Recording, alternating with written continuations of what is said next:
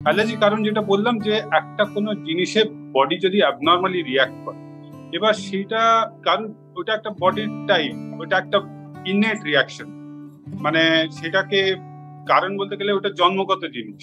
আলাদা আলাদা লোকে আলাদা আলাদা জিনিসের প্রতি অ্যালার্জি আছে।